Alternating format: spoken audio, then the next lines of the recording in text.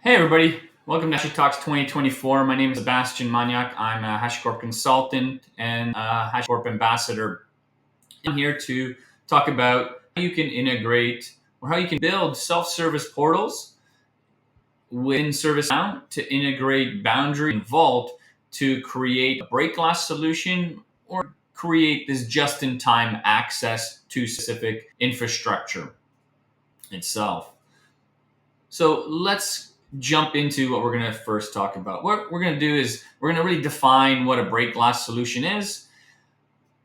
We're going to give you an introduction of ServiceNow and Flow Designer, why we're using that, and an overview of the features we're going to be using in Vault and Boundary.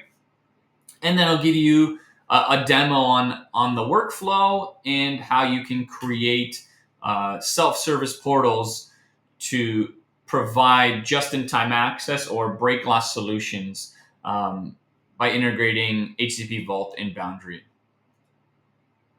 So first, let's talk about what a break glass is or really enhanced access. A break glass accounts are a type of privileged accounts that are used in emergencies, such as system failures or security breaches, or even just enhanced secret infrastructure access. Like providing just-in-time access. And they should be managed in a way that ensures they are only used really when necessary and that they're used in an auditable, traceable way. So we have governance around it. We have monitoring around it. This is tested regularly. And we have an instant response plan in place that gives us access. And we also want to make sure that we expire access at a specific given point in time to that infrastructure. So for us to build these service portals, we're going to incorporate ServiceNow as our one-stop shop for all service requests. Most enterprises do use ServiceNow for these types of requests to get access to AD groups, to download software. We can also use it to automate and manage services or orchestrate workflows because it already has that change management component of it that we're using. It has that auditability, the governance, the logging of all our requests that have to happen in production. And within ServiceNow, we have Flow Designer. Flow Designer is this no-code, low-code data management tool that allows us to build flow style diagrams or create application-specific workflow actions. We can integrate REST, we can integrate Terraform, and other ways to communicate to our endpoints in this nice, simple, graphical way. And I'm going to demo this in this presentation on how you can get started with it. So to achieve our break glass solutions, we're going to be integrating, of course, Vault for our secrets management, our credential brokering, our secret rotation, our SSH certificate injection. So Vault is our security tool or security product that's going to store all the secrets to our infrastructure. And Boundary is going to be our way to access that infrastructure. It's going to give us that identity-based access controls that are going to streamline just-in-time access to privileged sessions to be able to either SSH, RDP, connect to a Kubernetes cluster for users and applications. And it also provides this tightly controlled access permissions with extensible role-based access controls that allow us to give users access to specific targets, specific host catalogs. And this is how, in my demo, we're going to give access to a specific device by granting them access or role-based access for a given period of time itself. So in this demo, what we're going to do is we're going to dynamically create credentials, cloud credentials. So we're going to use the secrets, AWS secrets engine for Vault. And then we're also going to incorporate Vault and Boundary to grant access to enhanced infrastructures. So we're going to do SSH brokering where a user tries to connect to an EC2 instance, and HashiCorp Vault is going to broker that connection with Boundary, so the user does not have to have the SSH key, the credentials to that device, as long as they're authenticated through Microsoft Azure for our SSO or login, and that they've been given access through ServiceNow and granted access into that infrastructure. And the way it's going to look, it's going to be your typical ServiceNow flow, where we're going to create a ServiceNow flow ticket. That's going to initiate a RITM. Then it's going to create a C task. And that C task is going to be sent to either your team lead, your management team, or whoever needs to have access to that. And when they approve it, a change request is going to be made. And once that change request is made, it's going to notify your change management team that, hey, at this time, this date, some action is going to be performed. And then this action is going to be either sent to our mid server or sent to our CI/CD pipeline, maybe Terraform or GitHub Actions, Terraform Cloud. And it's going to initiate the changes to Boundary and Vault to give access to that user. So it's going to make a call to Boundary and grant permissions to that specific target or that specific host set or group of targets for that user. And once that task is done, change management is going to be notified. That change ticket is closed. The user is going to be notified, given access, or a way on how they can process to the next step to get access to that device. And this gives us this governance, this auditability, this logging that we require in really these types of situations, and any governance, financial environment itself to track what is on those devices. So a busy screen, really what's going to happen in demo is I'm going to be the user. I'm going to request ServiceNow action, that relation that I was speaking in the last slide. I'm going to get my approval to access the EC2 host down below here. And maybe I'm going to give it a TTL of 30 minutes. Maybe I only have minutes or 1 hour, 4 hours, or I need to access. I can specify that inside of ServiceNow. Once my manager or team lead approves that, session, what's going to happen is Service is going to make an API call or make a Terraform call or initiate a Terraform change to HCP Boundary and up grants. So give access to that specific user to this specific target host that they're looking for.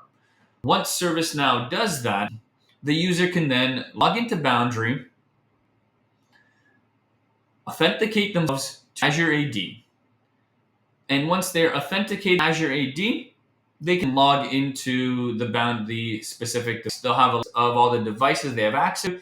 And when they click on the connection, right away, Vault and Boundary are going to communicate to exchange the SSH key credentials, so that credential broker, credential injection for a specific endpoint, and is going to allow the user to log into that EC2 instance.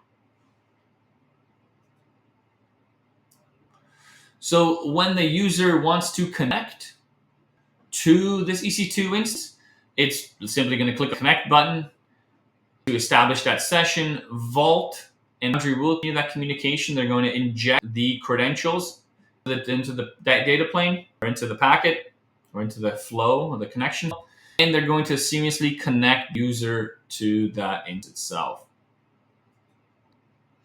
And after a specific time, say if that TTL was 30 minutes, 1 hour, 4 hours, if that time goes up, ServiceNow is automatically going to send another call to Boundary to kill the session. So at that 30-minute, 1 hour in this demo, it's just a one from a time perspective. It's going to kill that session and terminate that user from accessing the device itself. So let's jump into our demo here. And here we have ServiceNow. We have HCP Vault with a bunch of secrets engine, AWS secrets engine, our SSH client engine for Boundary. And the first thing we're going to do is let's take a look at some of the catalogs we built to get access. So I'm just going to type HashiCorp. Maybe I want to, at first, just provide cloud access. I want to initiate that AWS secrets engine and get access to my AWS environment. And I want the access today. And I need, reason for access, need to create some EC2s. I submit this request, and just as that flow we were talking about before,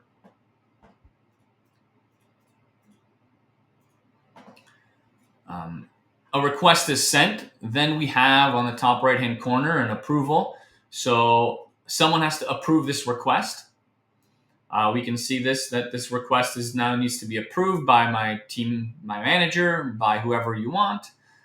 We can send an approval, and once this rhythm ticket has been approved, that change ticket is created, the request is sent to Vault, and a new email is being issued to me as the user with my credentials. So if I log into the outbound email section, just from a login perspective, so we can see this, if I refresh the page, we can see that here is our rhythm that was requested. It was approved. It was created. And I can then take a look at this output. And if I preview email, I, as the user, will get an email address to my specific AWS environment to log in for that duration of time. And at the end of this time, this will expire because Vault's going to, the lease will expire on these credentials. So this is a quick way to build these kind of service catalogs. And the way the flow works is very easy. So using Flow Designer, simply I'm requesting a trigger, which a trigger is just a catalog. Then I specify some actions. So I have an action that takes a look at my service catalog, and I'm just importing the variables in here. Then I ask for approval. If it's approved, I put an if statement, and you can do lots of action-based stuff here. So if I click on the plus sign, I can add different types of logic, different work calls, different flows, make decisions, wait for a period of time, create, loops, add different ServiceNow actions, maybe populate a ServiceNow table with this information. So really what I'm doing in this quick demo is, if it's approved, I'm going to create this action. And if we open up this action, all I'm doing is making a REST call to Vault. And here's my HCP Vault. And I'm making a REST call to this specific resource path, which is AWS creds my role.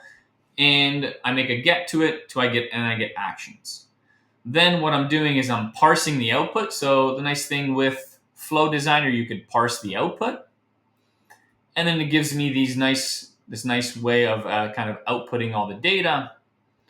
Then I can create output variables and really just drag and drop from that parsing. So if I go to the right-hand side, as I'm using that JSON parsing step, I can literally just grab those variables. So if it's, lease time, I can literally just grab this variable and drag it in here. Now I know the lease duration of this request. And I can save and publish this for the next step. So when I go to my Flow Designer, and the next step in this flow is I'm going to send an email, I can craft the email however I want. So like you saw, the following credentials have been granted to you. And I'm like, well, I'm going to add the lease duration. And then all I have to do is on the right-hand side, take a look at, all right, from the flow, we got that lease duration. And all I have to do is drag and drop it. I press done, save and activate. And now when I initiate this request one more time, the output or the email is going to add that duration for me. So we successfully did it. So if I go back to my ServiceNow home screen and I request access to my AWS environment, maybe access some EKS environment, the request is then created, of course. Approval sent. We approve this request. And now when I go back to my outbound mail section, I can see that new request was approved. And when I look at the email, if we show in preview, now we have that duration, that lease time for that client, that user. So this allows us to, simply build quick and easy ways to create flow. So really the next step is, if we enhance this, if we want to now create this just-in-time access, that we want to access Boundary. So we have our Boundary environment. It's bigger. I have my Boundary environment here, HCP Boundaries deployed. I have my Maniac org, where I have 2 different types of projects. And we're going to focus on the AWS project. Inside the AWS project, we have a specific target, just a Linux machine, this demo. This Linux machine is injecting credentials from HCP Vault. So when a user requests access, we want it to talk to the credential store, which is our Vault. And we want it to use our specific worker, which is in our AWS. And we want to grab those secrets that are on my specific path and inject them into the payload. So as the user trying to access this enhanced or this infrastructure, I don't see the credentials at all. I just get access to that device. And when we take a look at some of our roles that grant us access to those specific targets or host catalogs, we can see that right now we have 0 grants. So everything is denied in here. So what we're going to do is, if we go into ServiceNow and we look at HashiCorp and get boundary access, we can now specify, and we can make this more granular. We can add more information in here, but we can specify I want access today. I want to talk to the platform engineering team because those are my host catalogs. And I need to update CVE on this host because maybe there's some vulnerability or a change. So now I submit this request, and once again, we have that approval process. So if I log into if I open up Boundary, I'm going to log into my Maniac org. And the first thing it's going to do is Azure MFA, because I have MFA set up. I'm going to authenticate to this environment. So I'm going to authenticate through my MFA, put in my MFA token. Great. I've successfully authenticated. I'm logged in, but I have no access into the environment. So let's go and approve this, and then we'll see access. Then we should see our target being applied inside of. So flip back to ServiceNow. We're going to approve this request. This person wants access to the platform engineering team. We're going to click on update.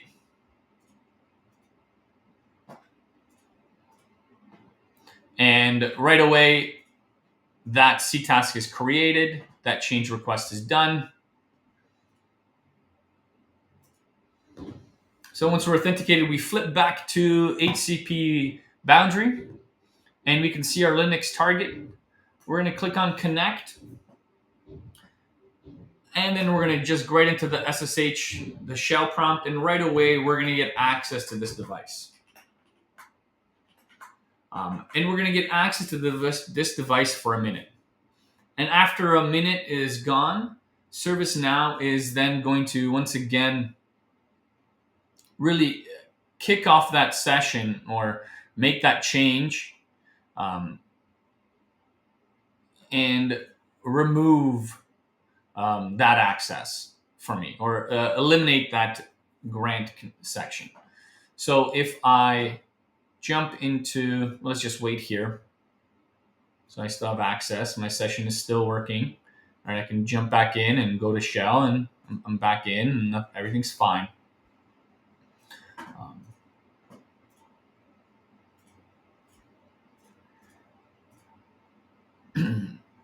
So at this given time, when we clicked on connect, boundary connected to Vault. Vault injected the credentials, that SSH key, into my path, into my session, and allowed me to connect to this Ubuntu environment automatically for that specific duration of time. And you can customize that time however you want.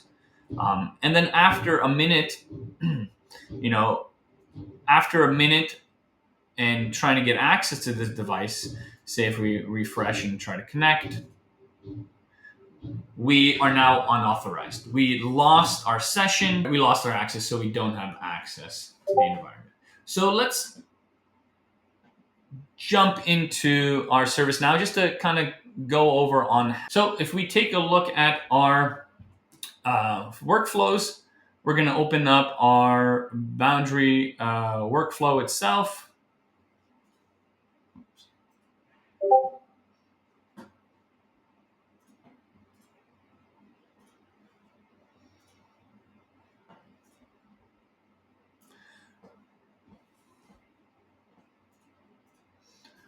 So let's take a look at the workflows that were developed here.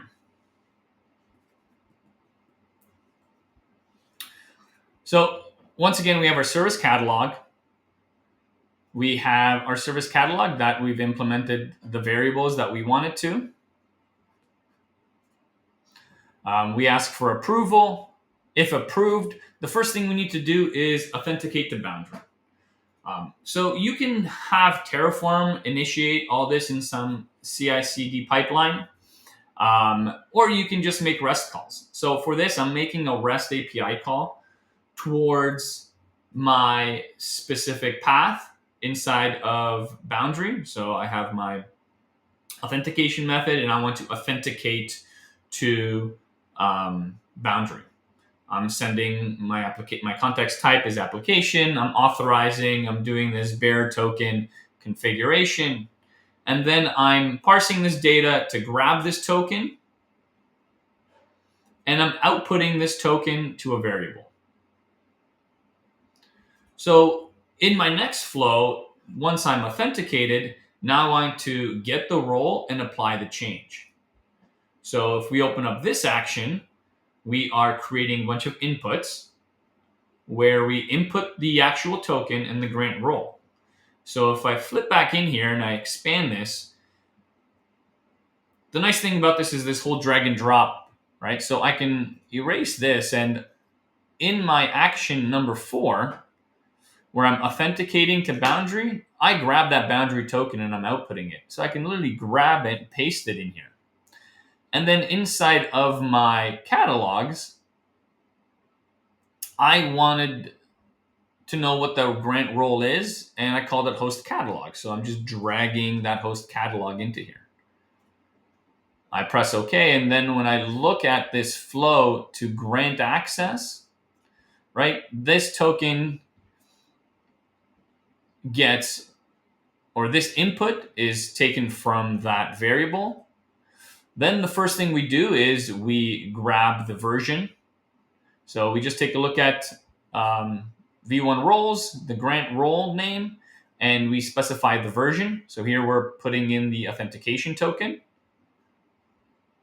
We're parsing that data because every time we make an API call to Boundary, we have to increase the next version of that change. And then we're making another REST call towards that specific role.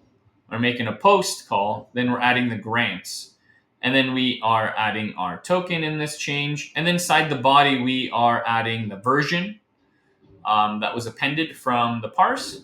and then we can specify what access we have, and we can be very granular inside this grant string. So once this action gets performed, we can put a wait or time limit. Just for this demo, I just put wait for 1 minute, and then my flow gets removed. So after that specific period of time, it expires. We have another flow where we grab the version once more, because we need the latest version of the config.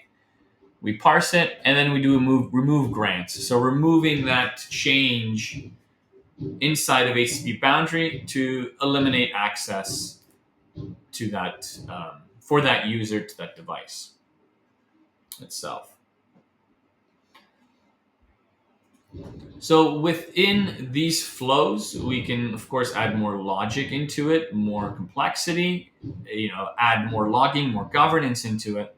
But really the end result is us being able to build these types of, self-service portals that give us access to these environments.